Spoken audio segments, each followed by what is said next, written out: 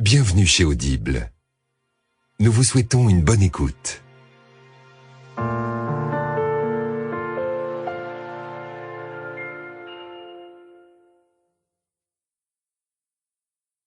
Le pouvoir de la confiance en soi. Devenez impossible à arrêter, irrésistible et audacieux dans toutes les sphères de votre vie. Par Brian Tracy, lu par Jérôme Carrette.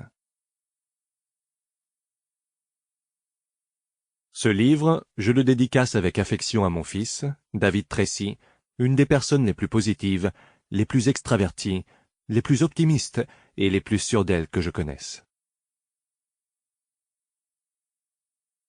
Introduction. Entrez dans la zone sans crainte. Personne n'a jamais rien accompli d'exceptionnel. Sinon, ceux qui ont osé croire que quelque chose en eux transcendait leur situation. Bruce Barton. Bienvenue dans la zone sans crainte. Au fil des pages à venir, vous découvrirez comment gagner de l'assurance, du courage et une détermination inébranlable dans toutes les sphères de votre vie. Vous apprendrez à relever les plus grands défis et à saisir les plus grandes opportunités de votre vie sans la moindre crainte, convaincu de votre capacité à accomplir tout ce que vous avez à cœur de réaliser.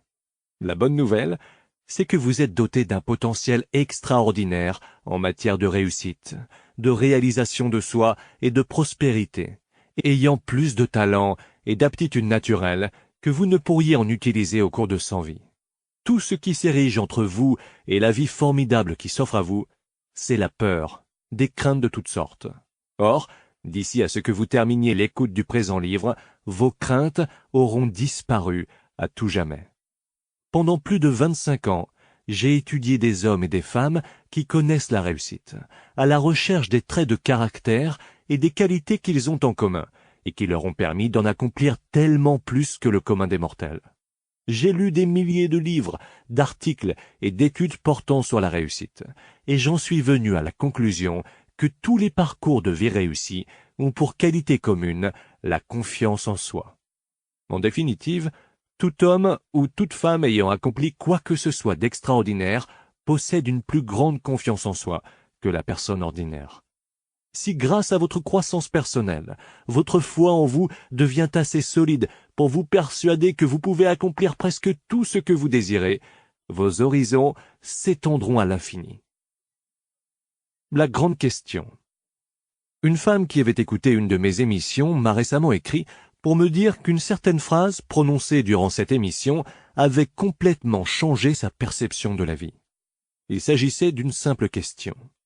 À quelle chose extraordinaire oseriez-vous rêver si vous saviez sa réalisation assurée? Lorsqu'elle s'est mise à se poser cette question à répétition, sa perception de ce qui lui était véritablement possible d'accomplir s'est formidablement élargie. Elle a nettement discerné ce qu'elle désirait vraiment être, avoir et faire. Par ailleurs, elle a compris du même coup que seul le doute et la peur relativement à ses propres capacités la freinaient. Que feriez-vous différemment si vous aviez l'assurance absolue de mener à bien n'importe quelle entreprise? Et si une force supérieure pouvait vous accorder le pouvoir d'atteindre n'importe quel objectif que vous vous fixiez? Autrement dit, et si vous n'aviez aucunement peur de qui et de quoi que ce soit, et que vous vous sentiez entièrement libre d'agir à votre avantage dans n'importe quel domaine. Le fait est que, si vous acquériez pour qualité une confiance en soi inébranlable, tout votre monde s'en trouverait transformé. Une confiance en soi illimitée. Avec une plus grande confiance en vous-même et en vos capacités, vous viseriez des cibles plus ambitieuses, vous feriez des projets plus audacieux et vous vous engageriez à atteindre des objectifs auxquels vous ne pouvez que rêver actuellement. Vous feriez tout le nécessaire pour gagner plus d'argent et jouir d'un niveau de vie plus élevé. Vous aspireriez à une plus grande maison, à une meilleure voiture, à de plus beaux vêtements et à de luxueuses vacances. Vous désireriez procurer toutes sortes de choses à votre famille et à vos proches. Vous feriez ce que vous voulez réellement faire et vous refuseriez de vous conformer aux souhaits et aux opinions de qui que ce soit. Vous définiriez votre vie selon vos propres conditions et vous vivriez chaque journée exactement selon vos aspirations et non les désirs des autres. Grâce à une plus grande confiance en soi, vous seriez une personne différente dans toutes les dimensions de votre vie professionnelle. Il se pourrait que vous décidiez de solliciter une promotion ou une augmentation de salaire, ou encore de changer d'emploi ou d'employeur, ou même de secteur d'activité. Vous vous mettriez immédiatement à l'œuvre pour faire le nécessaire afin de vous engager dans la voie rapide de votre carrière. Si vous travaillez dans la vente, vous rendriez visite à plus de gens, vous feriez des présentations meilleures et plus dynamiques, vous passeriez plus de commandes et vous concluriez plus d'affaires. Si vous travaillez dans la gestion, vous organiseriez et réorganiseriez les ressources humaines et matérielles nécessaires pour vous créer un milieu de travail vous convenant à la perfection, plutôt que de faire des compromis à l'infini dans l'espoir de plaire à un grand nombre de gens différents. Grâce à une plus grande assurance, vous vous montreriez plus audacieux et plus imaginatif. Vous seriez plus créatif et désireux de faire l'expérience d'idées et de façons de faire nouvelles et différentes. Vous vous montreriez disposé à envisager des solutions de rechange inhabituelles et risquées, ainsi qu'à vous engager corps et âme dans des projets mis aujourd'hui en veilleuse dans votre esprit. Plus puissant, plus populaire et plus persuasif. Si votre confiance en vous était illimitée, vous seriez plus puissant, plus populaire et plus persuasif. Vous seriez plus heureux, plus sympathique et mieux accueilli où que vous alliez. Vous prendriez la parole et vous vous exprimeriez clairement dans vos interactions avec les autres. De plus, tous ceux qui vous connaissent vous admireraient, vous respecteraient et rechercheraient votre présence. La reconnaissance et les responsabilités vous seraient acquises, car les gens croiraient que vous avez ce qu'il faut pour accomplir le travail. Des postes de prestige et un statut social élevé se présenteraient à vous, et les gens vous offriraient des opportunités et des possibilités qu'il vous est impossible d'imaginer pour l'instant. Surmonter les difficultés. Grâce à une plus grande confiance en vous, vous pourriez surmonter plus efficacement les difficultés et les problèmes inévitables dont s'accompagne la vie de tous les jours. Vous réfléchiriez continuellement en mode solution, en vous demandant comment tirer le meilleur parti de toute situation. Vous vous moqueriez de l'adversité qui découragerait la plupart des gens, et vous arracheriez une réussite à l'échec. Vous feriez de la limonade avec vos citrons. Vous vous sentiriez invincible. Si vous aviez plus d'assurance, vous parviendriez beaucoup mieux à composer avec des gens et des situations difficiles. Vous seriez un négociateur beaucoup plus habile, capable de demander et d'obtenir de meilleurs prix et de meilleures conditions dans tout ce que vous vendriez et achèteriez. Sentez-vous au sommet. Si vous aviez plus confiance en vous, une foi inébranlable en vous-même, rien ne vous serait impossible. Plus que tout le reste, vous seriez vraiment satisfait de vous-même. Vous seriez véritablement heureux dans toutes les sphères de votre vie, sachant en votre fort intérieur que vous êtes en mesure de faire tous les pas et tous les changements requis pour veiller à ce que votre vie soit précisément ce que vous souhaitez qu'elle soit. Vous feriez l'expérience du sentiment d'être tout à fait aux commandes de votre vie, qui est la condition fondamentale au bonheur, au bien-être et à un rendement maximal. Vous vous sentiriez comme le maître de votre destin et le capitaine de votre âme. Doté d'une confiance en vous illimitée, vous auriez l'impression d'être le pilote de votre vie et d'en prendre les commandes. Vous vivriez un sentiment de force, de pouvoir et de destinée, et vous adopteriez une attitude positive envers vous-même, tout votre entourage et tout ce que vous faites. Grâce à une confiance en soi inébranlable, vous seriez indubitablement un être humain exceptionnel. Vous pouvez acquérir la confiance en vous. Malheureusement, ce n'est toutefois pas chose facile. La plupart des gens ont peu confiance en eux, et beaucoup de gens n'en ont aucune. Les êtres humains ont tendance à douter de leurs aptitudes et à redouter tout ce qui est imaginable, surtout l'inconnu. Le psychologue Abraham Maslow a déclaré que l'histoire de l'humanité correspond à l'histoire d'hommes et de femmes qui se sont sous-estimés. La grande majorité des gens ont tendance à se comparer défavorablement aux autres. Ils ne cessent de revenir sur leurs faiblesses et leurs limites, pour finir par se contenter de beaucoup moins que ce dont ils sont réellement capables. Au lieu de jouir d'une excellente estime de soi, d'un grand respect de soi et de fierté personnelle, le commun des mortels ne fait que se tirer d'affaire jour après jour. Or, si la confiance en soi et l'estime de soi dont elle s'accompagne sont aussi désirables, pourquoi si peu de gens ont-ils suffisamment confiance en eux-mêmes pour mener la vie dont ils pourraient jouir?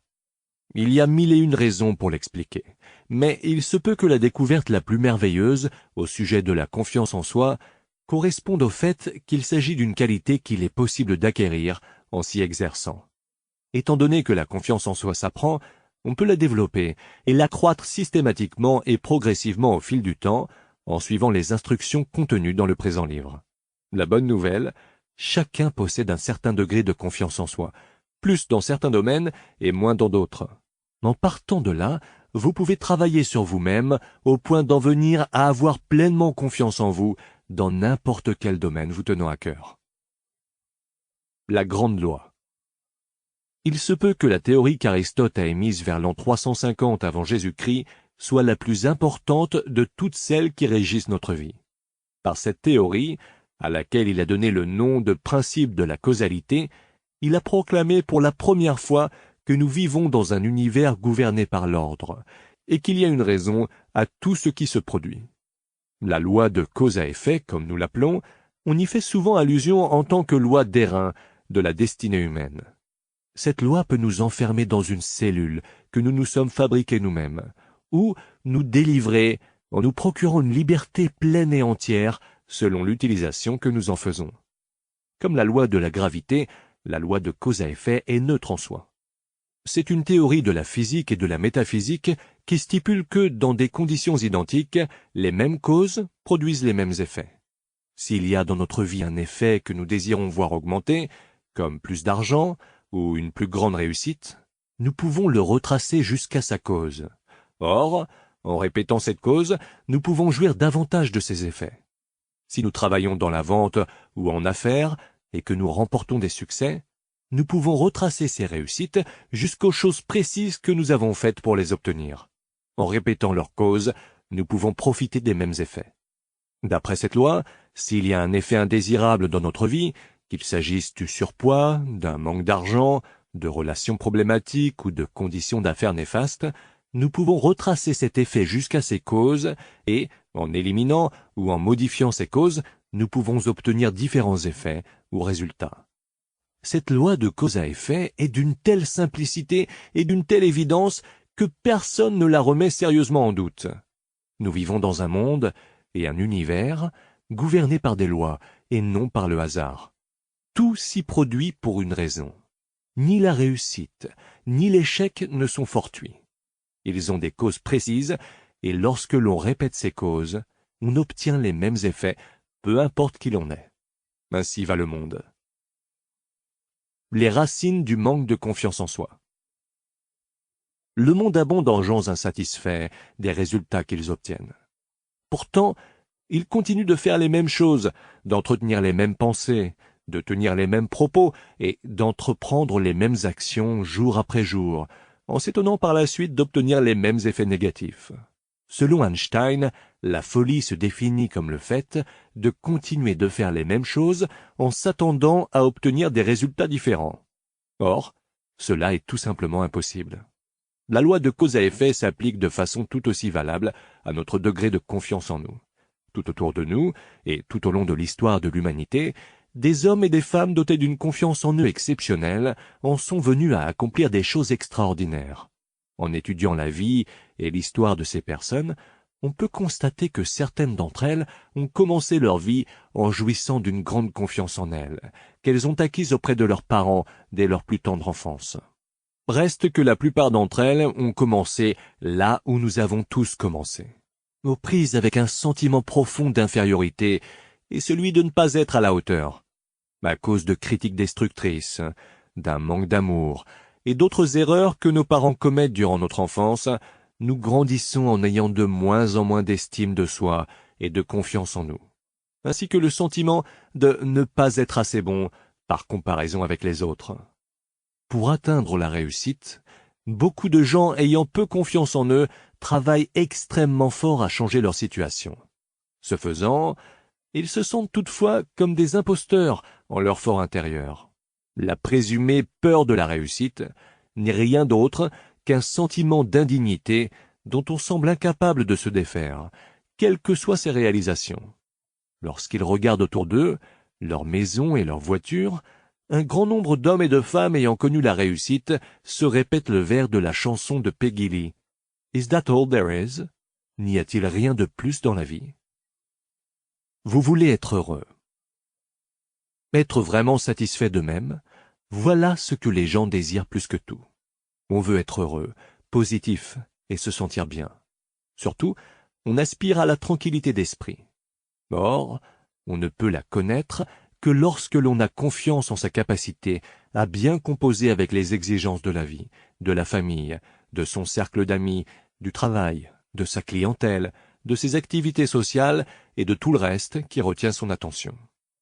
Selon la loi de cause à effet, si l'on veut jouir de l'effet d'une excellente confiance en soi, il suffit de mettre en pratique les causes d'une excellente confiance en soi. Si l'on parvient à découvrir ce que pensent, disent et font les hommes et les femmes qui sont très sûrs d'eux, et à faire les mêmes choses qu'eux par la suite, on finira par obtenir les mêmes résultats qu'eux. On en viendra à se sentir comme eux. On deviendra un jour impossible à arrêter. Une formation en vue d'un marathon mental. Les gens ont du mal à croire qu'il est possible d'acquérir des capacités mentales au même titre que des capacités physiques. S'il s'agissait d'un programme vous enseignant la façon de vous y prendre pour courir un marathon, et que je vous offrais de vous entraîner jour après jour au cours des 6 prochains mois en vue de votre participation à un marathon, vous en viendrez à comprendre qu'il est possible à quelqu'un qui n'a jamais couru auparavant de passer de la mauvaise forme physique à la participation à un marathon de 42,5 km en s'entraînant avec discipline pendant 6 mois. De nos jours, il y a même des hommes et des femmes dans la cinquantaine et la soixantaine qui courent des marathons grâce à ce genre d'entraînement. Ce que le présent livre fera pour vous, ce sera de vous faire participer à un marathon mental. Ce dernier ne sera pas aussi ardu ou pénible qu'un marathon physique, mais il exigera tout de même une somme considérable de travail. La quantité que vous y consacrerez déterminera précisément les résultats que vous en obtiendrez.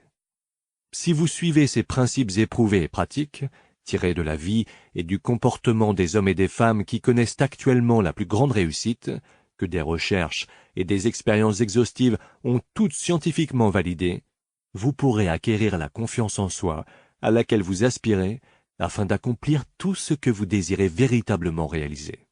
À vos marques, prêts, partez. Chapitre 1. Le fondement de la confiance en soi. Rien n'est bon ni mauvais en soi, tout dépend de notre pensée. William Shakespeare.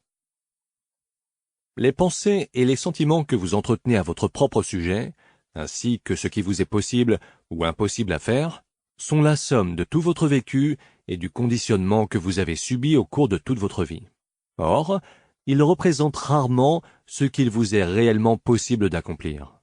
En développement personnel, il existe un principe tout simple, ou encore une loi du devenir, selon lequel chaque personne est engagée dans un processus continu, ou une évolution et une croissance, qui la fait avancer dans la même direction que ses pensées dominantes.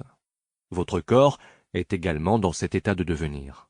Si vos cellules meurent et se régénèrent à un rythme normal, vous obtenez un corps entièrement nouveau tous les 7 ans. Comme votre évolution physique dépend en gros des aliments dont vous nourrissez votre corps, votre évolution mentale et votre devenir dépendent largement des pensées dont vous nourrissez votre esprit. On devient ce à quoi on réfléchit.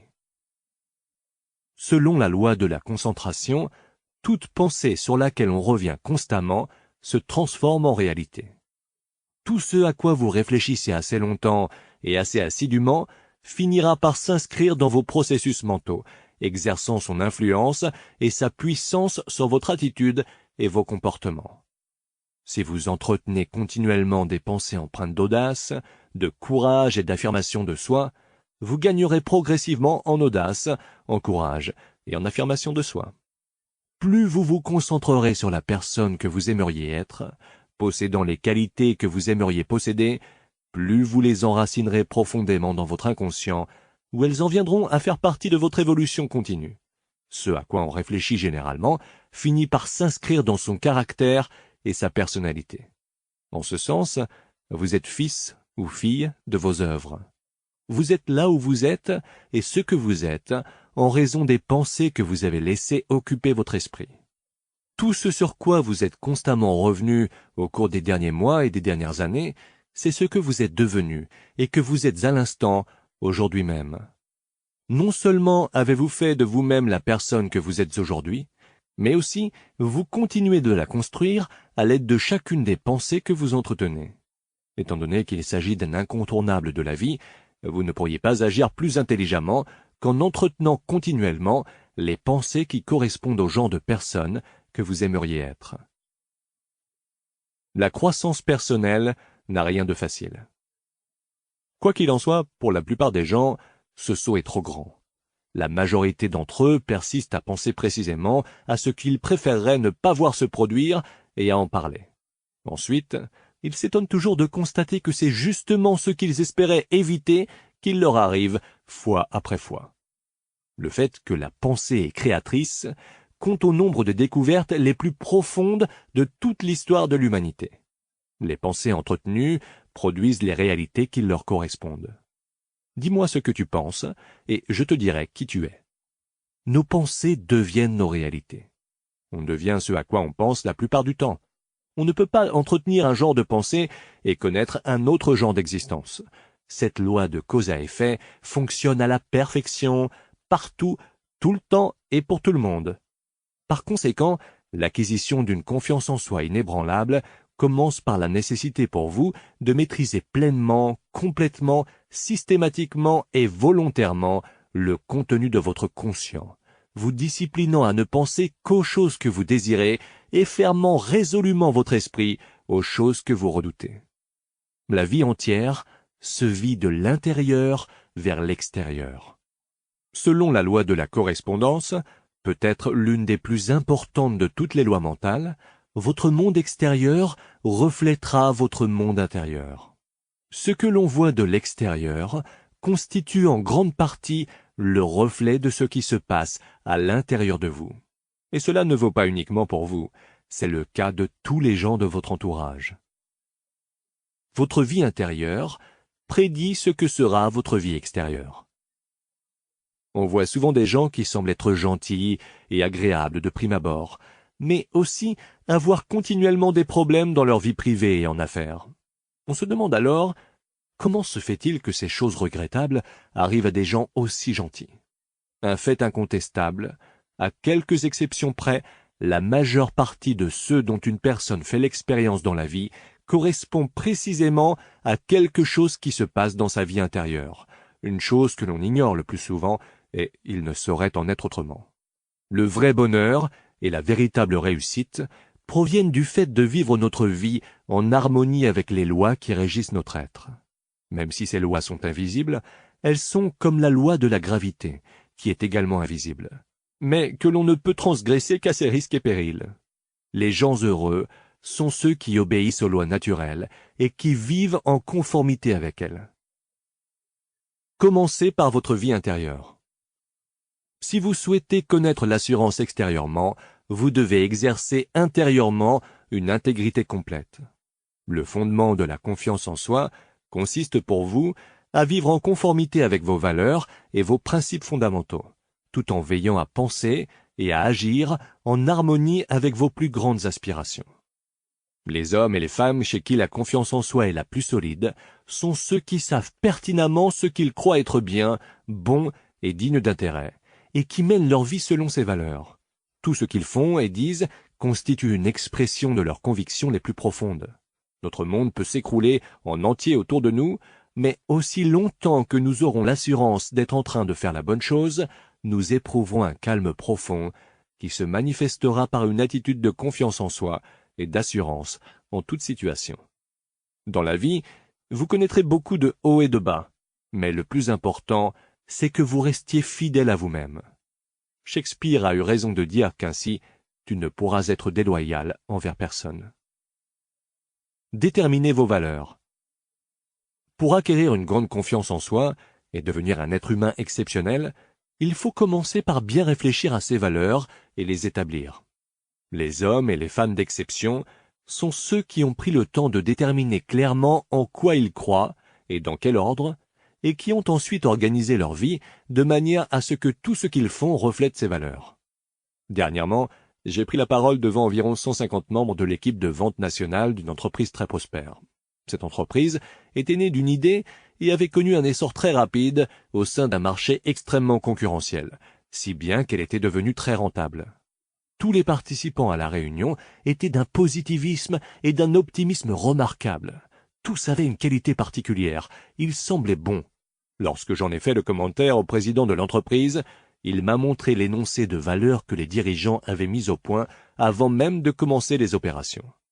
Il y avait 2 pages de valeurs et de principes que tous les effectifs devaient s'engager à respecter avant leur entrée en fonction. On avait ultérieurement réduit ces 2 pages à des fiches plastifiées que chaque personne pouvait ranger dans son portefeuille ou son sac à main. Le président m'a alors raconté une histoire intéressante.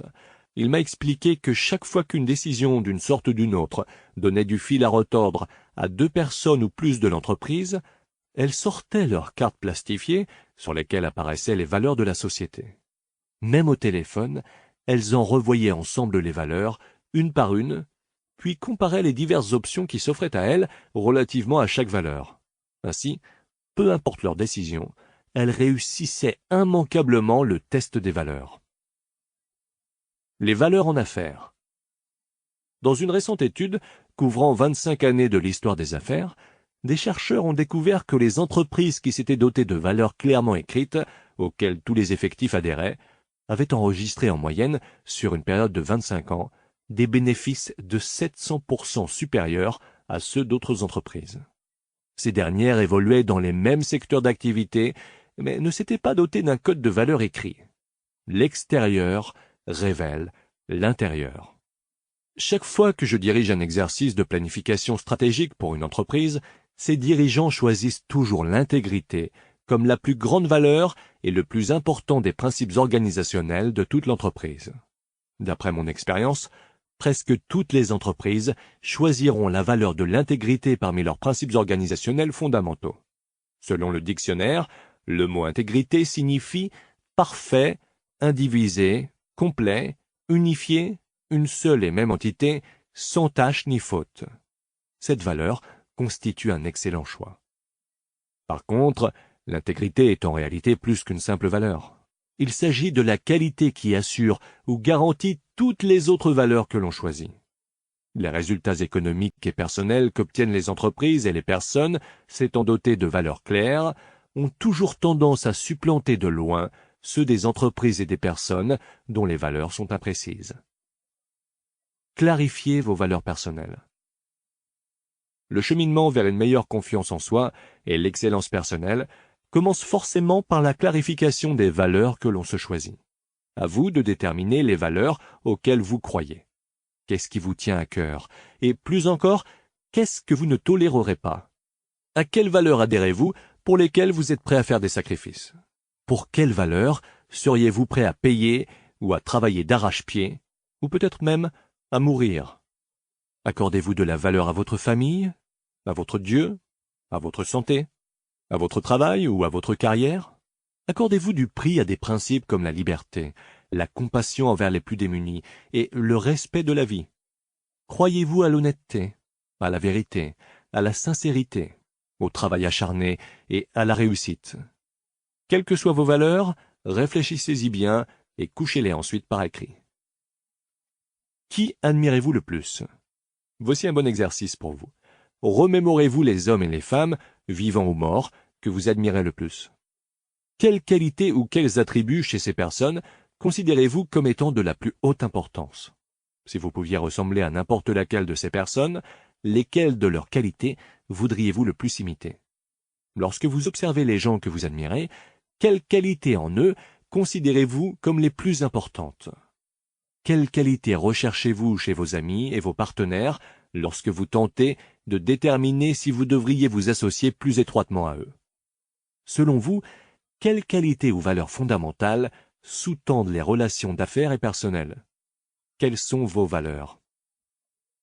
Les valeurs sont non négociables. Lorsque vous vous choisissez une valeur, si elle est appelée à devenir réellement une de vos valeurs, elle sera inviolable. Soit qu'il s'agisse d'une valeur fixe, et que vous viviez chaque sphère de votre vie en conformité avec elle, soit qu'elle ne s'inscrive pas au nombre de vos valeurs. Vous ne pouvez pas entretenir une valeur lorsque cela fait votre affaire et la mettre à l'écart lorsque ce n'est plus le cas. Il est impossible d'avoir un peu d'intégrité. Ce doit être tout ou rien.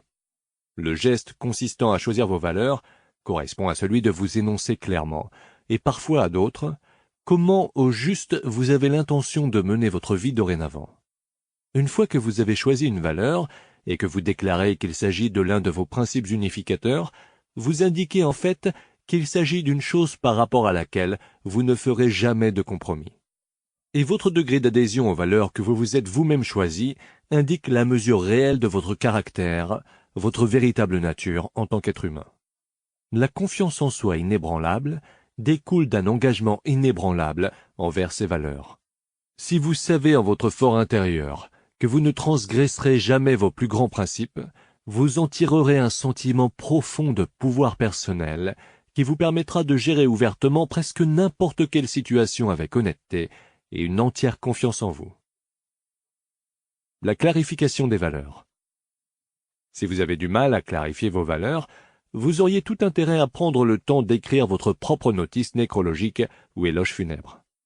Imaginez que toutes les personnes que vous connaissez et de qui vous vous souciez se soient réunies lors de vos funérailles pour vous rendre un dernier hommage. La personne qui officie le service leur lit votre éloge funèbre, dans lequel elle décrit la personne que vous êtes devenue au cours de votre vie. Elle décrit non seulement ce que vous avez accompli et la contribution que vous avez apportée à la vie d'autres personnes, mais elle énumère également les vertus, les valeurs et les qualités que les gens de votre entourage vous reconnaissaient. Cet éloge funèbre pourrait devenir votre vision du genre de personne que vous désirez devenir et du genre de valeurs auxquelles vous désirez adhérer. Personne n'est parfait. Nous avons tous beaucoup de chemin à faire pour en venir à vivre conformément à nos valeurs prioritaires, mais l'exercice même qui consiste à écrire votre éloge funèbre influencera puissamment tout ce que vous ferez par la suite. Tant de manière consciente qu'inconsciente, vous ressentirez de plus en plus le désir de vivre et d'agir comme la personne que vous aurez décrite dans ce dernier testament. Mettez vos valeurs en ordre de priorité. Votre tâche ne s'arrête pas à la détermination de vos valeurs. Il vous reste maintenant à organiser vos valeurs en ordre de priorité. Vous devez décider laquelle est plus importante et laquelle l'est moins. Si vous écriviez chacune de vos valeurs sur des bouts de papier et que vous deviez les jeter tous, à l'exception d'un seul, lequel conserveriez-vous? La valeur apparaissant sur celui-là correspondrait alors à votre valeur prioritaire, celle qui surpasse toutes les autres. Quelle serait votre deuxième valeur la plus importante, votre troisième, votre quatrième, et ainsi de suite. Votre ordre de priorité joue un rôle primordial dans la détermination du genre de personne que vous êtes et du genre de vie que vous menez. Bon nombre de gens organisent leurs valeurs en accordant la priorité à Dieu. Deuxièmement, à leur famille. Troisièmement, à leur santé. Quatrièmement, à leur carrière. Et peut-être cinquièmement, à leur réussite. La personne qui classe ses valeurs dans cet ordre indique qu'au bout du compte, elle favorisera toujours la valeur occupant un rang élevé, plutôt que celle occupant un rang inférieur sur l'échelle de ses priorités. L'ordre de vos valeurs vous forcera à faire des choix. Si votre famille passe avant votre santé ou votre travail, vous sacrifierez toujours votre santé ou votre travail pour le bien-être de votre famille. Si vous modifiez l'ordre de vos valeurs, en faisant passer votre travail ou votre réussite financière avant votre santé, vous vous diriez ainsi prêt à sacrifier votre santé, si cela était nécessaire, sur l'autel de l'avancement de votre carrière. J'ai connu des hommes d'affaires qui ont accordé une plus grande priorité à leur réussite professionnelle qu'à leur famille. Lorsqu'ils devaient choisir entre les deux, il leur arrivait souvent de privilégier leur travail plutôt que de passer du temps avec leurs femmes et leurs enfants. Résultat, leur mariage et leur carrière ont tous les deux connu de graves problèmes. Le fait pour vous de choisir vos valeurs et de les mettre ensuite en ordre d'importance crée en réalité une structure mentale et émotionnelle vous permettant de faire de meilleurs choix et de prendre de meilleures décisions dans chaque sphère de votre vie. Un retour sur l'intégrité. Le principe de l'intégrité ou adhésion à ses propres valeurs, semble correspondre à une loi de l'univers. Chaque fois qu'une personne transgresse ou compromet son intégrité pour une raison ou une autre, une grande puissance de rétribution semble alors se manifester pour l'empêcher de s'en tirer impunément. L'intégrité semble être une exigence absolue à laquelle satisfaire pour réussir sa vie.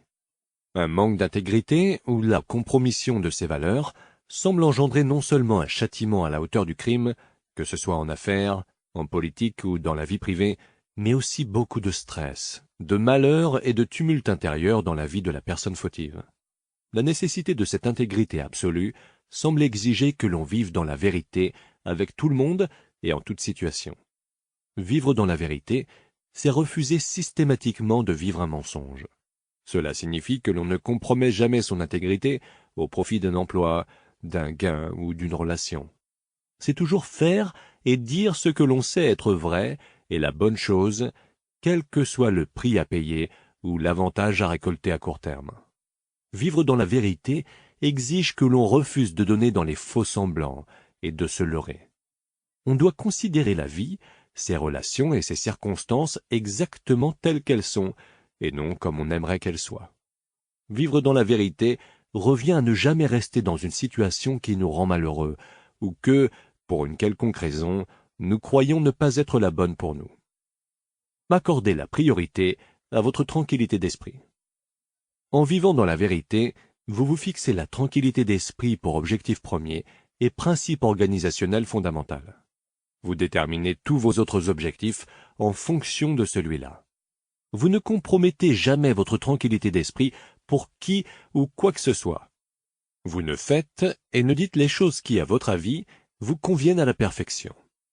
Vous acceptez complètement vos pensées et vos sentiments, quels qu'ils soient, et vous changez systématiquement chaque dimension de votre vie qui ne vous procure pas la tranquillité d'esprit. C'est uniquement de cette façon que vous pourrez jouir de la grande confiance en soi dont jouissent les personnes d'exception. Ce n'est qu'en insistant pour que tout ce que vous faites vous permette de vivre en paix avec vous-même, que vous vous sentirez vraiment satisfait de vous-même et que toutes vos relations seront merveilleuses. Vos valeurs ne s'expriment que dans vos actions. La clé du bonheur, de l'harmonie, du bien-être et d'une excellente confiance en soi réside dans le fait de vivre en conformité avec ses propres valeurs. Cela nous amène au dernier point du présent chapitre et peut-être le plus important de tous. Nos vraies valeurs ne s'expriment que dans nos actions, dans ce que nous faisons. Vous pouvez déterminer vos véritables croyances en observant votre façon d'agir dans n'importe quelle situation où vous devez faire un choix. Vos vraies valeurs se révèlent surtout en situations stressantes, où vous vous sentez tiré dans deux directions à la fois, par des demandes et des responsabilités opposées. L'action que vous entreprenez dans n'importe quelle situation vous indiquera à laquelle de vos valeurs vous accordez la plus grande importance, ou si même vous en avez. Ce qui compte, ce n'est pas ce que l'on dit, espère, désire ou prévoit, mais ce que l'on fait. Le choix de vos actions vous révèle en définitive qui vous êtes réellement. En fait, vous pouvez savoir ce qu'ont été vos valeurs par le passé en regardant en arrière et en remarquant comment vous avez réagi en situation stressante lorsque vous aviez un choix important à faire. Avez-vous écouté les meilleurs anges de votre nature ou avez-vous fait des compromis en vue d'obtenir un avantage à court terme? La personne qui dit que sa famille passe avant tout et qui ensuite, devant choisir entre travailler tard et se rendre à la pièce de théâtre de l'école ou à une activité sportive de son enfant, choisit de faire passer les besoins de son enfant avant les exigences de son patron, vit en conformité avec ses valeurs prioritaires. Qui n'a jamais quitté d'emploi ou de relation, même si cela exigeait un sacrifice considérable, parce que c'était la bonne chose, bien que pénible, à faire? Vous-même l'avez sans doute déjà fait, et vous devez vous rappeler le sentiment profond de bien-être qui en a découlé. Chaque fois que vous agissez en conformité avec une valeur prioritaire, cela vous fait toujours vous sentir très satisfait, et votre confiance en vous s'en trouve grandement accrue. Par contre, si vous compromettez vos valeurs pour une raison ou une autre, vous vous sentez mal à l'aise, inférieur et coupable, sans compter que votre confiance en vous dégringole. La loi de la réversibilité. Le fait que vos vraies valeurs ne s'expriment que dans vos actions nous conduit à un principe mental peu connu que l'on appelle la loi de la réversibilité. Cette loi, selon laquelle les pensées et les sentiments mènent à des actions qui leur sont conformes, est réversible. Ainsi, les actions conformes à des valeurs ou à des croyances mènent en fait aux pensées et aux sentiments qui auraient déclenché les actions concernées. Autrement dit, même s'il vous manque une qualité particulière au départ, si vous agissez consciemment comme si vous la possédiez déjà, vous finirez par créer en vous-même la qualité qui correspond à cette action. Voici comment M. William James de Harvard décrit cet état de choses. L'action semble suivre les sentiments, mais en réalité, l'action et les sentiments vont de pair. En réglant l'action, qui relève plus directement de la volonté, il est possible de régler indirectement le sentiment, dont ce n'est pas le cas. Le principe « agir comme si ». Vous pouvez vous approprier un superbe ensemble de valeurs en agissant comme si vous possédiez déjà ces valeurs. Il vous est possible d'améliorer votre degré d'intégrité, de courage, de compassion et d'assurance en agissant comme si ces qualités étaient déjà vôtres. Plus vous tenez le rôle, surtout si vous démontrez ces qualités en période stressante, lorsque vous avez envie de faire ou de dire autre chose, plus ces qualités s'inscriront rapidement et de façon permanente dans votre mode de pensée. Plus vous mettez de bonnes valeurs en pratique, plus rapidement vous deviendrez une personne d'exception. Voici les clés de l'acquisition d'une confiance en vous inébranlable qui vous rendra tout le reste possible, la maîtrise de soi et l'autodiscipline. La confiance en soi peut se manifester de manière directe, quand vous agissez avec assurance, mais le plus souvent, elle se manifeste de manière indirecte, quand vous faites, dites et répétez les choses qui engendrent la confiance en soi. Le comportement d'épanouissement de soi-même le plus important consiste à profiter de toutes les occasions qui se présentent à soi pour vivre en conformité avec ses valeurs prioritaires. Le principe de la résistance. En haltérophilie, le fait de soulever à répétition des poids lourds a pour effet de développer les muscles. Plus les poids sont lourds et plus grande est la résistance, plus le sang afflue dans les capillaires et plus les muscles grossissent. En développement mental, il existe également un principe de la résistance. Pour développer ces muscles mentaux, surtout le muscle mental de la confiance en soi, on peut utiliser ce principe pour accélérer son propre développement. Quand on exerce la maîtrise de soi et que l'on se discipline pour faire ou dire la bonne chose, surtout en situation de stress, on en vient à résister à ses tendances naturelles. Cette résistance engendre une friction.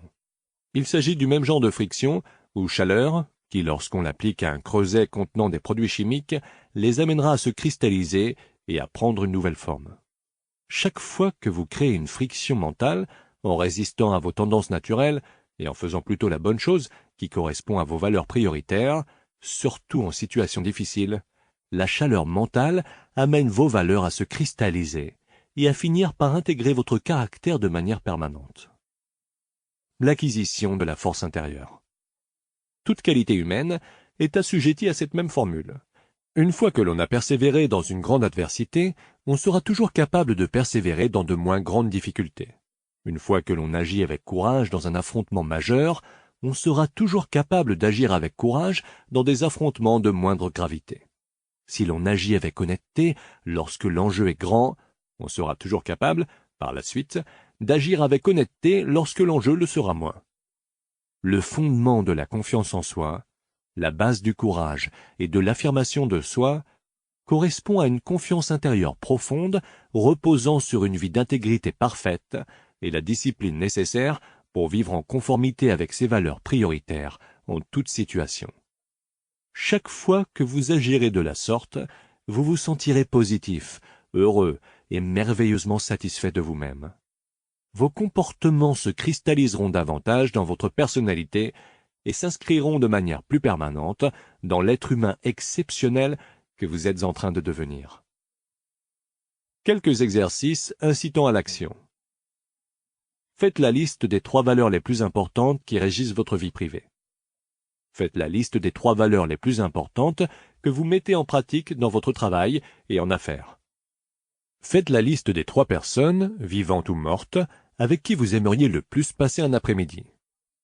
Pourquoi aimeriez-vous passer un après-midi en compagnie de ces personnes? Que leur demanderiez-vous ou de quoi parleriez-vous avec elles? Pourquoi ces 3 personnes voudraient-elles passer un après-midi avec vous? Quelles sont vos qualités les plus admirables? Énumérez 3 occasions lors desquelles vous avez vécu en conformité avec vos valeurs prioritaires alors que vous auriez pu accepter des compromis. Que ferez-vous différemment dorénavant pour veiller à ce que vos valeurs et vos actions soient en harmonie entre elles? Chapitre 2. La résolution et le pouvoir personnel. Là où il n'y a aucune confiance en soi ni assurance, il ne saurait y avoir de grand courage. Mais la moitié du combat consiste à acquérir la conviction que l'on peut accomplir ce que l'on entreprend. Orison Swett Marden. L'acquisition d'une confiance en soi inébranlable vous offrira des possibilités telles que vous ne pourriez les imaginer à l'instant. Vous parviendrez à caresser de plus grands rêves, à vous fixer des objectifs plus ambitieux, à accepter des engagements plus importants et à vous investir plus pleinement dans la vie que jamais auparavant. La confiance en soi, c'est le gond sur lequel tourne la porte de la réalisation de soi. Lorsque votre confiance en vous deviendra illimitée, vous serez en mesure d'exploiter davantage votre potentiel que vous ne l'auriez pu en toute autre situation. Il y a plus de 2000 ans, Aristote a écrit que le bonheur est un état d'esprit. On ne peut le réaliser en le poursuivant directement.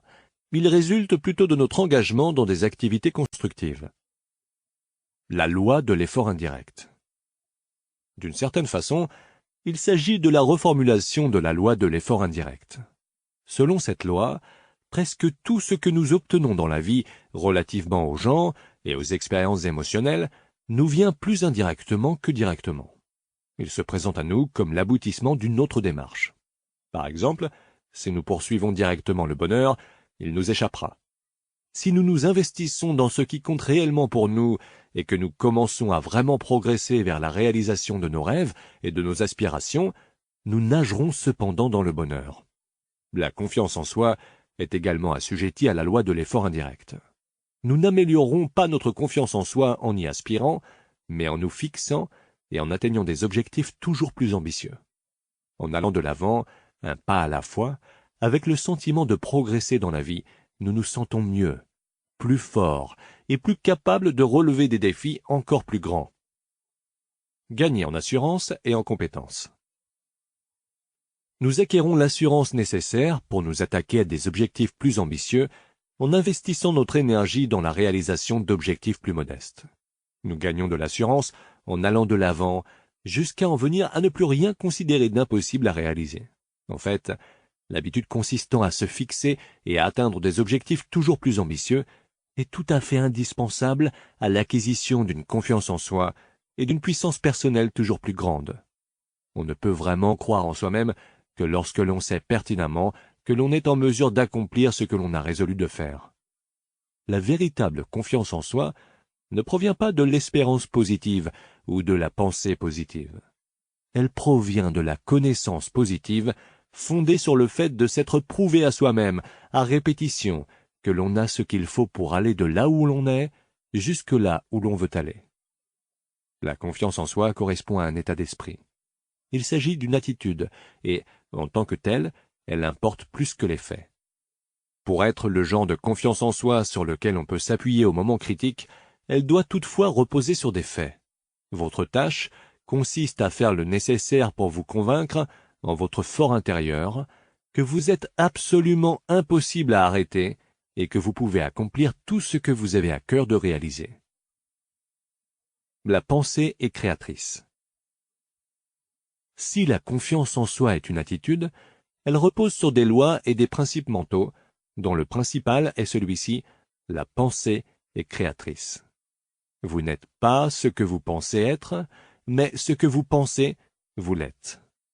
Tandis que vous modifierez systématiquement et volontairement ce que vous pensez de vous-même, votre réalité extérieure changera pour se conformer à cette pensée.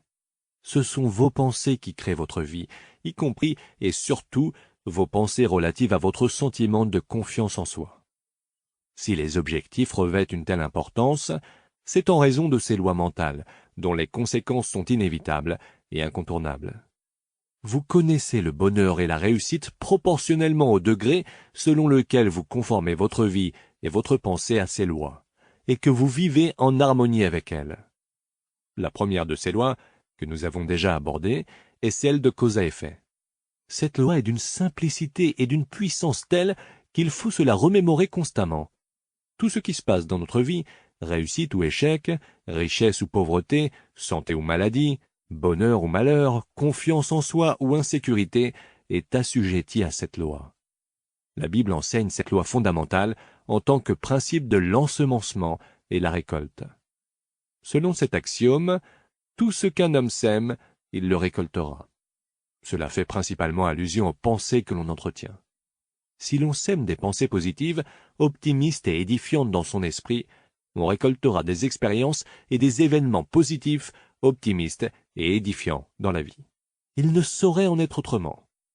Si vous semez des objectifs clairs dans votre esprit, vous récolterez des récompenses et des résultats clairs dans votre vie. La loi de l'attraction. La loi de cause à effet a pour corollaire la loi de l'attraction. Il s'agit de l'une des lois mentales qui contribue le plus à expliquer ce qui nous arrive. Selon elle, ce qui se ressemble s'assemble. Conformément à cette loi, on attire inévitablement dans sa vie les gens, les idées, les situations et les occasions étant en harmonie avec ses pensées dominantes. Exactement comme un aimant attire la limaille de fer, on attire tout ce qui correspond à ce qui occupe ses pensées la plupart du temps. Étant donné qu'il s'agit d'une loi, il est impossible de penser à une chose et d'en attirer une autre en même temps.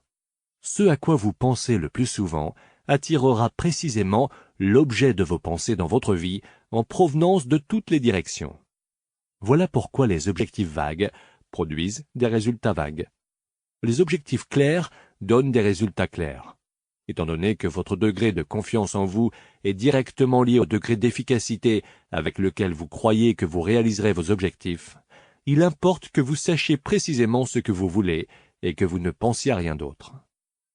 La loi de la correspondance. La loi de la correspondance constitue une autre loi mentale, un autre corollaire de la loi de cause à effet. Selon cette loi, votre monde extérieur tend à correspondre à votre monde intérieur.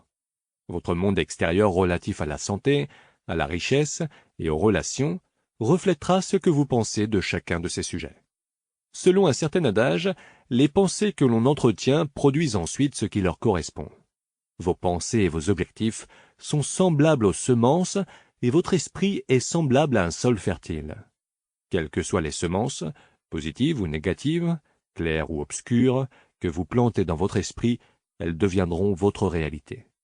Tout ce que vous récoltez ou dont vous faites l'expérience aujourd'hui résulte de ce que vous avez semé par le passé. Étant donné que votre esprit n'est pas un espace vide, il ne reste jamais inoccupé.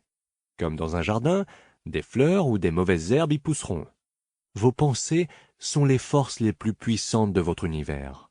Elles sont à la fois créatives et causales. Chaque minute de chaque journée, elles forment le monde qui vous entoure. Shakespeare a eu raison de dire « Rien n'est bon ou mauvais en soi, tout dépend de notre pensée. » Votre vie est ce que vos pensées en font. La loi de la concentration. Un autre principe qui influence la vie s'appelle la loi de la concentration. Il s'agit d'un principe déterminant de l'acquisition et de la rétention de la confiance en soi. Comme nous l'avons mentionné plus tôt, selon la loi de la concentration, tout ce sur quoi nous revenons sans cesse mentalement devient notre réalité. Réfléchir à un sujet, en y revenant continuellement, c'est comme arroser et fertiliser une semence. La concentration l'amène à pousser plus rapidement dans les faits. Plus vous réfléchirez à n'importe quel objectif ou sujet, plus vos capacités mentales serviront à faire de cet objectif ou de ce but une réalité. La loi de la concentration explique pourquoi une consécration inébranlable à un but précis va de pair avec toute grande réalisation. La capacité à se concentrer sur un sujet précis sans se laisser distraire et à l'exclusion de tous les autres explique que des gens ordinaires accomplissent des choses extraordinaires. Peter Drucker a dit un jour que chaque fois que l'on trouve quelque chose en cours de réalisation, on trouve un monomane en mission. En raison de cette loi mentale, lorsqu'une personne ordinaire dotée de capacités ordinaires investit tous ses pouvoirs mentaux dans la réalisation de ce seul but, elle parvient souvent à en accomplir beaucoup plus qu'une personne qui semble plus favorisée qu'elle, dont l'énergie se disperse à la poursuite de plusieurs objectifs à la fois, ou, comme c'est fréquemment le cas, d'aucun objectif. La loi de la substitution. D'après la loi de la substitution, notre conscient ne peut entretenir qu'une seule pensée à la fois, positive ou négative. Toute pensée que nous entretenons continuellement dans notre conscient, notre subconscient finira par l'accepter comme étant une instruction ou un ordre. En harmonie avec ces autres lois mentales, notre subconscient travaillera 24 heures par jour pour transformer en réalité notre pensée ou notre idée dominante. Notre subconscient est infiniment puissant. C'est le magasin de tout ce qui nous habite, nos sentiments, nos émotions, nos croyances, nos valeurs et nos attitudes. Toutes nos pensées et tous nos sentiments y sont emmagasinés notre vie durant. L'acquisition de la confiance en soi inébranlable, à laquelle vous aspirez, exige que vous entriez dans votre ordinateur mental et que vous fassiez le nécessaire afin de programmer en profondeur la confiance en soi dans votre subconscient. La loi de l'émotion. La dernière loi mentale que vous devez connaître en matière de détermination, de puissance personnelle et de confiance en soi est celle de l'émotion.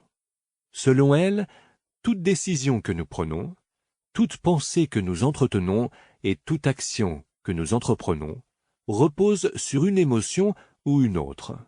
Les deux émotions principales sont la peur, située à une extrémité de la gamme des sentiments, et le désir, situé à l'autre extrémité de cette même gamme. Lorsque nous entretenons une pensée chargée d'émotions dans notre conscient, notre subconscient l'accepte rapidement. Ce dernier active ensuite tous nos pouvoirs mentaux et se met à changer cette pensée intérieure en résultat ou en expérience dans notre monde extérieur. Plus l'émotion est puissante, plus elle influence notre pensée et nos actions, plus elle modifie rapidement notre expérience de vie. Si l'émotion est suffisamment forte, le changement est susceptible de se produire instantanément. Le pouvoir décisionnel. J'avais un ami qui a fumé pendant 30 ans. Il disait être incapable d'arrêter de fumer parce que cette habitude, qui remontait au début de sa vie d'adulte, était profondément ancrée en lui. Un jour, il a ressenti une douleur à la poitrine et est allé consulter le médecin, qui lui a fait subir une batterie de tests.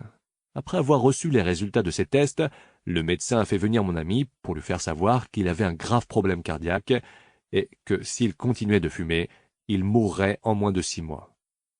Samuel Johnson a dit un jour « Quand un homme sait qu'il doit être pendu dès le lendemain, cela lui remet les idées merveilleusement en place. » L'idée de mourir a ébranlé mon ami à tel point qu'il a sorti ses cigarettes, les a jetées à la corbeille et n'a jamais plus fumé par la suite. Voyons le côté positif. Si vous aviez la conviction ferme d'être destiné à connaître une grande réussite dans la vie et que rien au monde ne saurait vous empêcher d'accomplir de grandes choses, tant que vous vous consacreriez corps et âme à chacune de vos activités, en persévérant jusqu'à la réussite, vous deviendriez une force irrésistible de la nature. La profondeur de votre croyance et la force de votre conviction augmenteraient considérablement le pouvoir de votre personnalité. Si vous croyiez réellement à la possibilité de connaître une grande réussite, vous deviendriez impossible à arrêter. Les 4 C de la confiance en soi. Vous pouvez acquérir ce genre de croyance, la confiance en soi, en développant ce que j'appelle les 4 C. 1. Clarté. Déterminez précisément ce que vous souhaitez accomplir et le genre de personne que vous désirez devenir. 2. Conviction. Acquérez l'assurance ferme de pouvoir accomplir tout ce que vous résolvez de réaliser. 3. Concentration. Prenez la résolution de faire le nécessaire et tenez-vous-y. Acquérez la volonté de payer le prix à l'avance de toute réussite à laquelle vous aspirez.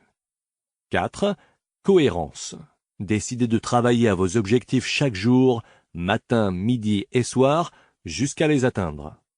Quand la clarté, la conviction, la concentration et la cohérence soutiennent vos objectifs et vos actions, vous cheminez vers l'acquisition du genre de confiance qui vous ouvrira toutes les portes. L'importance des objectifs. Si les objectifs jouent un rôle aussi important dans l'acquisition de la confiance en soi, c'est que le fait même de nous fixer un objectif de vie ambitieux a pour effet d'activer toutes les lois mentales en notre faveur. C'est comme si tous les interrupteurs de notre moteur de réalisation s'allumaient et que les dispositifs de post-combustion de notre potentiel s'actionnaient. Les objectifs clairs nous libèrent de la loi des accidents, de la tendance des choses à se produire au hasard et de manière imprévisible.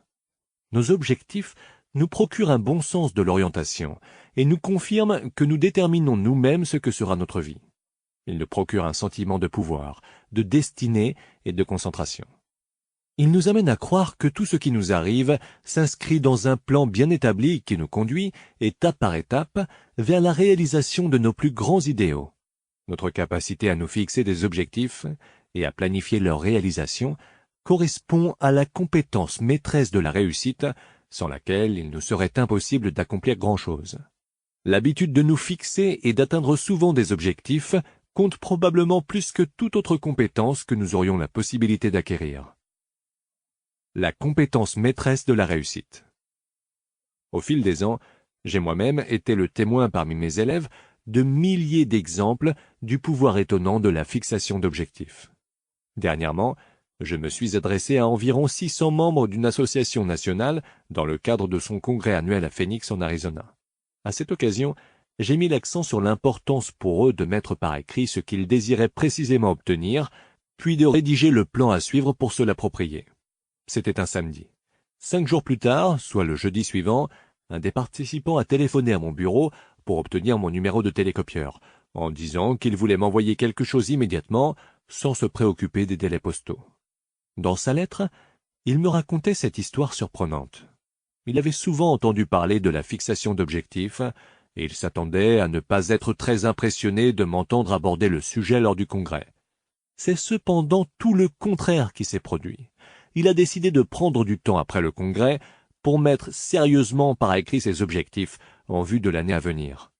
Dans la suite de cette lettre, son expéditeur me disait que le dimanche suivant le congrès, il avait fait une liste de 10 objectifs, tant personnels que financiers, qu'il voulait réaliser au cours des 12 mois suivants. Ce qui l'a étonné en particulier, c'est qu'à 17 heures le lundi, soit le lendemain, il avait déjà accompli 5 de ses 10 objectifs. Il avait du mal à y croire. Il s'est donc empressé d'écrire 5 objectifs de plus afin de ramener sa liste de l'année à 10 objectifs. Et le jeudi suivant, le jour où il avait rédigé la lettre en question, il avait déjà réalisé 5 objectifs de plus apparaissant sur sa nouvelle liste de 10 objectifs. Il avait le sentiment d'avoir plus progressé en une semaine grâce à des objectifs et à des projets clairement décrits qu'au cours de toute l'année précédente. Des histoires de réussite remarquables. Un autre homme, qui venait d'immigrer du Pakistan, était fauché et dormait à même le sol, lorsqu'une personne a tenté de lui venir en aide en lui permettant d'écouter un de mes enregistrements audio portant sur la fixation d'objectifs. Or, cela a transformé sa vie. 4 ans plus tard, il avait démarré et bâti 2 entreprises prospères et valait plus d'1 million de dollars.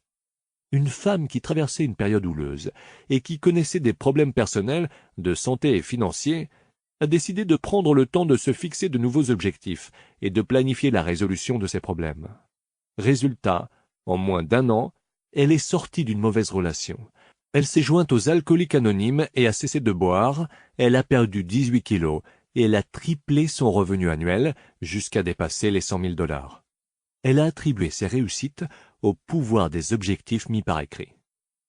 Il existe d'innombrables autres témoignages de la puissance des objectifs mis par écrit. J'en reçois en personne et par courriel chaque semaine, provenant de gens issus des 4 coins du monde. Avant la fin du présent chapitre, je vous confierai une technique simple de fixation d'objectifs qui permettra à votre vie de passer en vitesse supérieure. La peur vous retient. Vous rappelez-vous avoir lu que tout ce que l'on fait résulte soit de la peur, soit d'un désir. La peur est et a toujours été l'ennemi juré de l'humanité, ainsi que l'ennemi juré de la confiance en soi.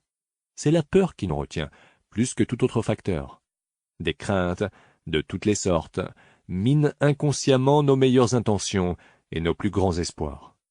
En fait, tandis que vous écoutez ce livre, vous réfléchissez probablement aux peurs qui vous retiennent d'une manière ou d'une autre. Peu importe ce que vous faites, la peur s'imposera à vous et tentera de vous faire trébucher. Il arrivera parfois que la peur se manifeste, prenant la forme de raisonnements et d'excuses que vous utiliserez pour saboter vos chances de réussite et vous freiner vous-même.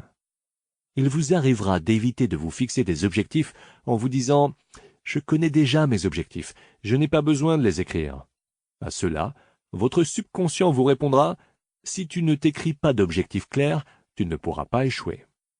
C'est tout simplement une autre façon de vous dire que vous ne croyez pas réellement en votre capacité à faire mieux que ce que vous faites déjà à l'heure actuelle. La peur passera souvent pour de l'atermoiement quant à la nécessité de mettre vos objectifs par écrit en premier lieu. Vous résoudrez d'écrire vos objectifs le week-end venu, ou durant vos vacances, ou encore au cours de l'été, ou même lorsque vous trouverez quelques heures à y consacrer, ou parfois encore dans un avenir indéfini. Puis, à l'instar de 97% ou plus des adultes, vous ne finirez jamais par passer à l'action. Vous commencerez par vous chercher une justification et vous dire « Tout bien considéré, ça ne changera probablement pas grand-chose de toute façon. » La zone de sécurité. Si l'ennemi juré de la confiance en soi, c'est la peur, alors l'ennemi juré de la réalisation humaine, c'est la zone de sécurité. Des psychologues ont déterminé que chacun de nous a naturellement tendance à se laisser glisser dans une zone de performance et de comportement dans laquelle il se sent à l'aise, une zone de facilité qui n'impose aucun défi, et à y rester par la suite. Nous cessons de chercher à aller de l'avant. Nous nous détendons. Et jour après jour, nous acquérons des habitudes qui nous conduisent à des résultats décevants et à l'échec. Nous nous contentons de beaucoup moins que ce dont nous sommes réellement capables. Nous nous joignons à des réseaux sociaux, nous regardons la télévision, nous écoutons de la musique, nous fréquentons des gens et, en règle générale, nous gaspillons notre temps. Puis nous finissons par nous convaincre que c'est le mieux que nous puissions faire. La plupart des gens se trouvent dans des zones de sécurité de leur propre cru. Votre attitude et votre personnalité, votre façon habituelle de réagir aux gens et à la vie, voilà votre zone de sécurité. Votre revenu, votre niveau de vie et votre degré de rendement au travail constituent votre zone de sécurité. Votre degré de forme mentale et physique correspond à votre zone de sécurité. La résistance au changement. Une fois une personne entrée dans sa zone de sécurité, elle a naturellement tendance à résister aux changements de toutes les sortes, même à un changement bénéfique. Si vous êtes forcé de sortir de votre zone de sécurité, comme lors de l'éclatement d'une relation ou de la perte d'un emploi, vous aurez naturellement tendance à chercher à vous recréer la même zone de sécurité, avec le même genre de personnes ou dans le même genre de travail.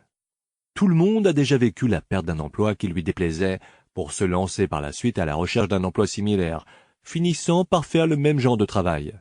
Nous entrons dans une relation qui se solde par un échec, et notre tendance naturelle nous pousse à essayer de nouer une nouvelle relation avec le même genre de personnes. Nous gagnons un certain montant d'argent, et plutôt que de chercher à augmenter notre capacité de gain, nous adaptons notre mode de vie à notre nouvelle réalité, et nous nous accommodons de notre situation financière. Le côté tragique de la zone de sécurité, c'est qu'elle commence par la sécurité, mais qu'elle nous conduit vite à la complaisance. Celle-ci finit par nous amener à l'ennui, à la question « N'y a-t-il rien de plus dans la vie ?» Au lieu d'être une aventure exaltante, la vie ne devient plus qu'une simple répétition ennuyeuse de ce qui s'est produit la veille. La zone de sécurité finit par nous faire traverser la complaisance et l'ennui pour nous conduire à la frustration et au malheur. En son fort intérieur, le commun des mortels sait qu'il a été mis sur terre doté de capacités étonnantes. Il sait qu'il y a mieux que ce qu'il voit. Comme le psychologue Carl Rogers l'a dit, il existe dans tout organisme le désir ardent et inné d'accomplir ses possibilités inhérentes. Il y a en chaque personne quelque chose de persistant qui l'amène à comprendre qu'elle pourrait être, avoir et faire beaucoup plus que ce n'est le cas. Or, ce sentiment se trouve également en vous. L'accession à la grandeur personnelle. Les grands hommes et les grandes femmes sont ceux et celles qui croient fermement avoir été placés sur la terre pour faire de leur vie quelque chose de merveilleux. Ils ont une vision d'une chose plus grande et meilleure que leur situation actuelle. La grandeur personnelle revient au fait d'avoir un sens de sa destinée et la conviction que ses pensées et son imagination sont les seules vraies limites de ses possibilités. William James a dit « Comparé à ce que nous devrions être, nous ne sommes qu'à demi éveillés. Nous ne faisons l'usage que d'une infime partie de nos ressources physiques et mentales. En gros, l'être humain vit donc bien en deçà de ses limites. Il possède des pouvoirs de diverses sortes qu'il néglige généralement d'utiliser. » Le fondateur du magazine Success, Horizon Sweatmarden, a affirmé un jour « Il y a en vous des pouvoirs qui, si vous parveniez à les découvrir et à les utiliser, feraient de vous tout ce que vous avez pu rêver de devenir ou imaginer devenir. » Lors d'une étude effectuée sur une période de 5 ans auprès de dirigeants, dont il a fait mention dans son livre intitulé Leaders, Warren Bennis a découvert que tous évitaient sciemment la zone de sécurité, en se fixant sans cesse des objectifs plus ambitieux. Ils ne s'abandonnaient jamais à la complaisance. Ils vivaient leur vie à fond, en cherchant toujours à être et à faire plus. Afin d'acquérir une confiance en soi inébranlable, vous devez vous percevoir comme un leader et faire ce que font les leaders. Vous devez élargir vos horizons jusqu'aux limites extérieures de votre potentiel. Vous devez vous fixer des objectifs qui vous permettent d'exploiter ce qu'il y a de meilleur en vous. Vous devez poursuivre des objectifs qui vous amèneront à vous sentir en pleine possession de vos facultés et au sommet de votre rendement. Et tout commence par un bloc-notes, un stylo et vous. N'imaginez aucune limite. La fixation d'objectifs commence par vous faire repousser toutes vos limites mentales et laisser votre esprit errer librement partout dans l'univers des possibilités. Votre première tâche consiste à vous permettre de rêver en grand et de déterminer précisément ce que vous désirez retirer de la vie dans tous les domaines et dans toutes les dimensions. Déterminez ce qui vous convient avant de déterminer ce qui vous est possible. Imaginez être, avoir ou faire presque tout ce que vous désirez réellement dans la mesure où vous savez exactement de quoi il s'agit. Premièrement, faites-vous une liste de rêves. Imaginez un instant que vous n'ayez aucune limite de temps, d'argent, de connaissances, de contacts, de vécu et d'instruction.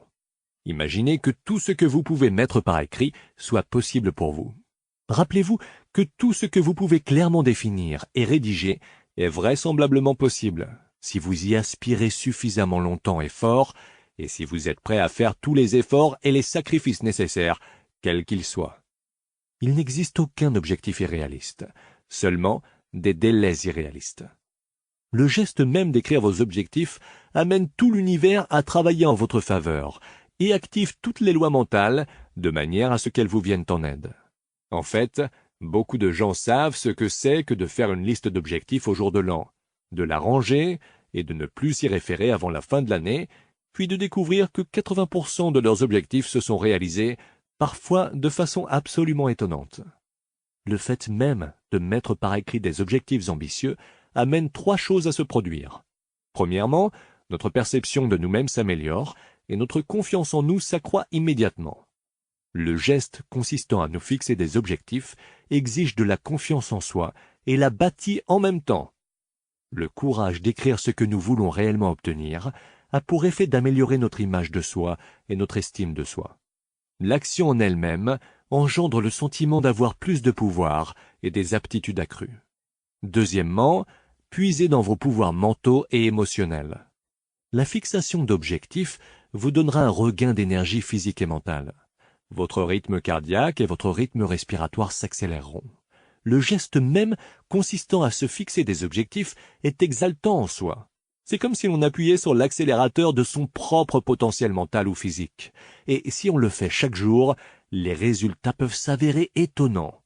Troisièmement, écrivez-les. Le fait même d'avoir mis un objectif par écrit améliorera considérablement vos chances de l'atteindre. Notre esprit est structuré de telle manière qu'il nous est impossible d'écrire un objectif précis sur papier et non à l'écran d'ordinateur sans avoir en même temps, d'une manière ou d'une autre, la capacité à l'atteindre. Voici donc la question la plus importante à se poser: à quel point est-ce que je le veux? Il y a plusieurs exercices mentaux que vous pouvez faire pour vous fixer des objectifs. 1. Imaginez que vous venez de gagner 1 million de dollars comptant et que vous puissiez faire ou obtenir tout ce que vous désirez avec cet argent. Que feriez-vous en premier? Où iriez-vous? Quel changement apporteriez-vous à votre vie? Si vous jouissiez d'une liberté financière complète, que feriez-vous différemment de ce que vous faites maintenant? 2. Décrivez votre style de vie idéal. Imaginez que vous puissiez vivre l'idée que vous vous faites de la vie parfaite.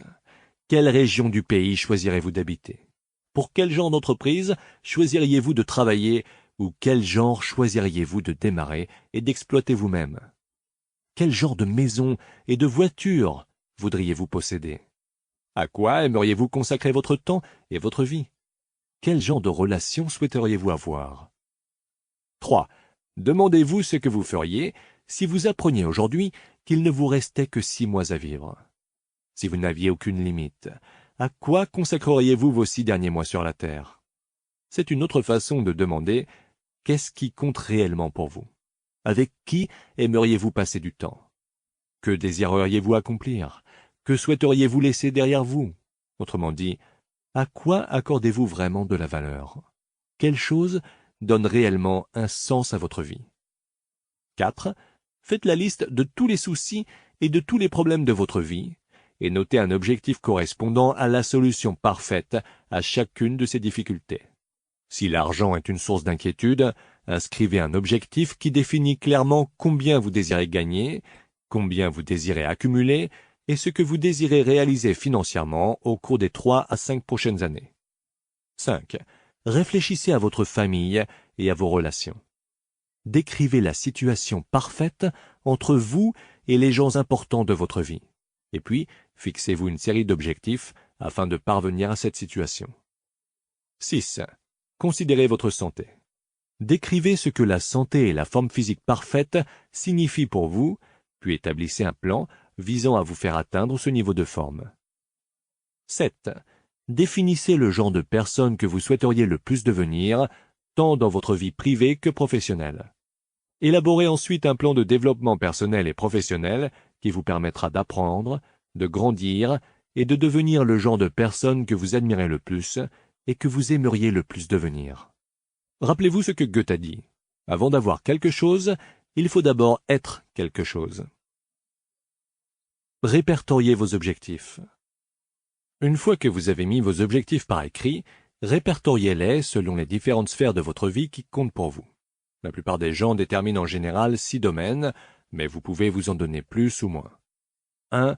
Les objectifs financiers et matériels. 2. Les objectifs familiaux et personnels. 3. Les objectifs éducatifs et visant l'amélioration de soi. 4. Les objectifs spirituels. 5. Les objectifs relatifs à la santé et à la forme physique. 6. Les objectifs sociaux et communautaires. Afin de fonctionner le mieux possible, votre vie doit être équilibrée. Cela signifie que vous devez vous fixer des objectifs dans chaque sphère de votre vie, de manière à progresser vers une chose qui ne cesse de compter pour vous. Mettez vos objectifs en ordre. Une fois que vous avez mis tous vos objectifs par écrit, la prochaine étape consiste à les mettre en ordre de priorité. Sélectionnez les objectifs qui comptent plus que d'autres et inscrivez-les en tête de liste. Ensuite, choisissez les objectifs qui viennent au 2e rang, au 3e, au 4e et ainsi de suite. Pour terminer, choisissez celui de vos objectifs qui compte plus que tous les autres, ce qui est peut-être le plus important dans la fixation d'objectifs. Voilà la clé de votre réussite. La discipline mentale consistant à vous fixer des objectifs et à les répertorier, pour ensuite déterminer votre but principal ou votre objectif principal défini, constitue le point de départ de la grandeur d'une personne. Cet objectif principal défini correspond au but dont la réalisation vous amènera à atteindre de nombreux autres objectifs.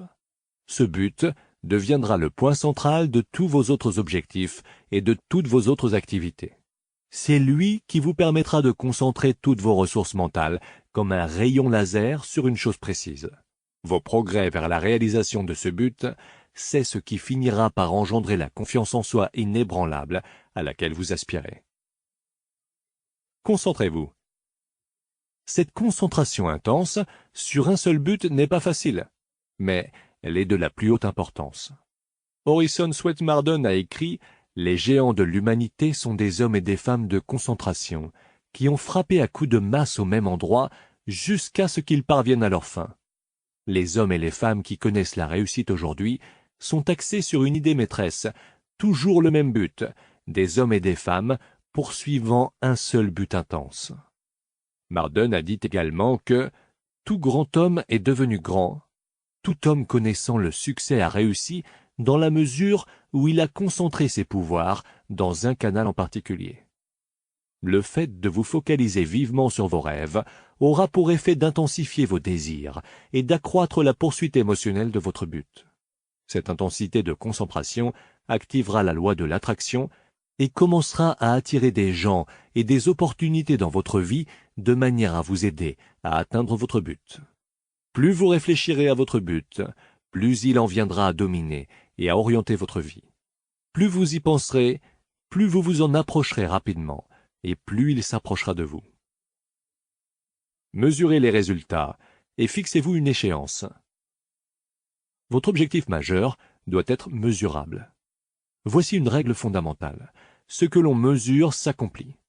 Rendez les choses claires, quantitatives et objectives, et, si nécessaire, divisez-les en plus petits éléments sur lesquels vous pourrez travailler, un à la fois. Votre principal objectif doit également avoir une limite temporelle. Fixez-lui une échéance. Choisissez une date réaliste, mais audacieuse, pour sa réalisation, et notez-la. S'il s'agit d'un objectif à long terme, comme de 2 ou 3 ans, divisez-le en plus petits éléments, en objectifs ou en repères moindres à atteindre tous les 30 à 60 jours. Créez-vous une structure selon laquelle vous vous accorderez des récompenses lorsque vous atteindrez chaque élément de votre objectif et l'objectif dans son ensemble. Pour optimiser votre motivation et vos réalisations, vous devez lier chaque objectif à une récompense et chaque élément de l'objectif à une récompense plus petite. Cette récompense peut se présenter sous forme d'un repas au restaurant, de vacances ou d'un congé. Il pourra s'agir d'une nouvelle voiture ou d'une nouvelle maison. Ce pourrait être quelque chose qui touchera tous les membres de votre famille. Beaucoup de gens obtiennent le soutien et la coopération de leurs conjoints ou conjointes et de leurs enfants en acceptant d'accorder à tout le monde des récompenses lorsque l'objectif aura été atteint. Les récompenses, qui rendent le processus plus amusant et plus intéressant, agissent comme un désir ardent qui nous propulse vers l'avant lorsque les choses se corsent. Planifiez. Une fois que vous avez déterminé quels sont vos objectifs majeurs et vos objectifs mineurs, planifiez votre processus en vous faisant des listes détaillées de tout ce que vous aurez à faire pour réaliser chaque objectif, puis organisez les listes en ordre de temps et de priorité. Que ferez-vous en premier lieu? Que ferez-vous en deuxième lieu? À quoi accordez-vous le plus d'importance, le moins d'importance? Rendez chaque activité mesurable et fixez-lui une échéance. Choisissez la première chose à faire qui vous vient à l'esprit, puis mettez-vous au travail. En vous fixant des objectifs, en faisant des projets et en vous lançant, vous vous joindrez aux 3% de nos contemporains adultes du monde entier qui réussissent le mieux dans la vie, et votre réussite s'en trouvera pratiquement assurée. Voici un dernier point à soulever au sujet des objectifs. Gardez-les confidentiels. Nous gagnons en assurance et en force personnelle en maintenant nos objectifs en nous et en canalisant nos efforts à dessein vers leur réalisation au fil des heures et des jours. Beaucoup de gens font l'erreur de trop parler de leurs objectifs, ce qui amène leur